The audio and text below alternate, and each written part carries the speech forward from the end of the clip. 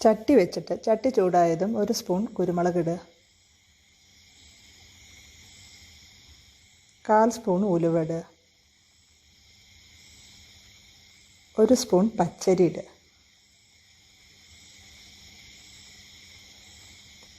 പച്ചരി നല്ലോണം പൊരിഞ്ഞ് കിട്ടുന്നവരെ നല്ലോണം വഴറ്റുക. അതിലേക്ക് 1 നുള്ള് കായപ്പൊടി ഇടുക, 1/2 സ്പൂൺ ജീരകം ഇടുക. നല്ലോണം വഴറ്റിയിട്ട് അത് ചൂടാറിയതും ഒരു മിക്സി ജാറിലേക്ക് ഇട്ടിട്ട് പൊടിച്ചെടുക്കുക. അതേ ചീനച്ചട്ടിയിലേക്ക് 2 സ്പൂൺ നല്ലെണ്ണ ഒഴിക്കുക. നല്ലെണ്ണ അല്ല വെച്ചാൽ വെളിച്ചെണ്ണയാവാം. എണ്ണ ചൂടായതും അതിലേക്ക് ഒരു 5-6 ചെറിയ ഉള്ളി ഇടുക, 1 പിടി വെളുത്തുള്ളിയും ഇടുക.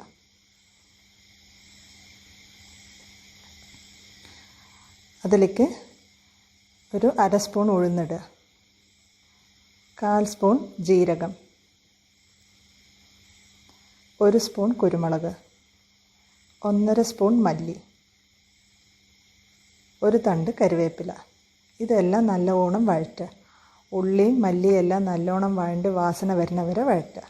അതൊരു മിക്സി ജാറിലേക്ക് ചൂടാറിയതും ഇട്ടിട്ട് 1 സ്പൂൺ മുളക് പൊടി, ആവശ്യത്തിന് വെള്ളം ഒഴിച്ചിട്ട് നല്ലവണ്ണം അരച്ചെടുക്കുക.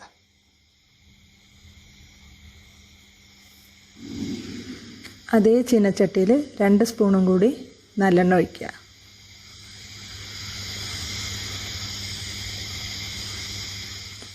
എണ്ണ നല്ലോണം ചൂടായതും കുറച്ച് കടുകിടുക,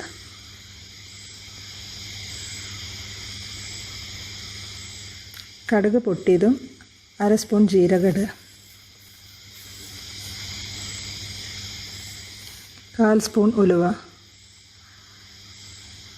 അത് നല്ല മൂത്തതും ഒരു 5-6 മണി കുരുമുളക്,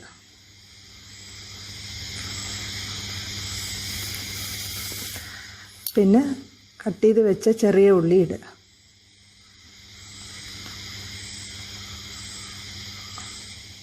ഒരു തണ്ട് കറിവേപ്പില ഇടുക, 1 നുള്ള് പെരുങ്കായപ്പൊടി ഇടുക, ഒരു 4-5 വെളുത്തുള്ളി ഇടുക. എന്നിട്ട് നന്നായിട്ട് വഴറ്റുക. ആവശ്യത്തിനുള്ള ഉപ്പിടുക. എന്നിട്ട് ഉള്ളി നല്ലോണം മൂക്കോളം വഴറ്റുക.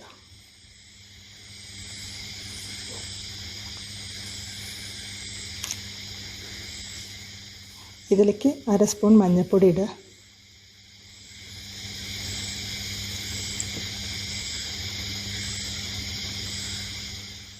പിഴിഞ്ഞ് വെച്ച് പുളി ഒഴിക്കുക.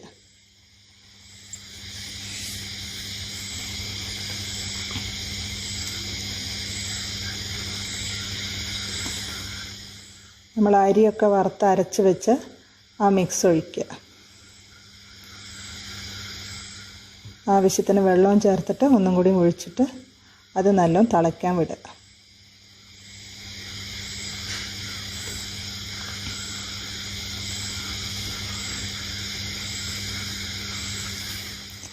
തിള വന്നതും ആദ്യം നമ്മൾ പൊടിച്ച് വെച്ച് പൊടിയിടുക അതിലേക്ക്.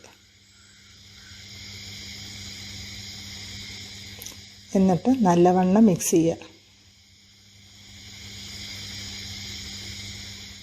എന്നിട്ട് അടച്ച് വയ്ക്കുക ഒരു മൂടി കൊണ്ട്. അത് നല്ലോണം വെന്ത് കുറുകിയതിൻ്റെ ശേഷം കുറച്ച് ശർക്കര ഇടുക. ഈ ശർക്കര എന്തിനാണ് ഇടുന്നത് വെച്ചാൽ നമ്മുടെ ഈ എരിവും പുളിയൊക്കെ ഒന്ന് അഡ്ജസ്റ്റ് ആവാനാണ്. ശർക്കര കലങ്ങിയതും ഗ്യാസ് ഓഫ് ചെയ്യാം. എന്നിട്ട് കറിവേപ്പില ഇട്ടിട്ട് നമുക്ക് വാങ്ങി വയ്ക്കാം. നമുക്ക് ഹെൽത്തിയും ടേസ്റ്റിയും ആയ നമ്മുടെ കറി റെഡിയായി.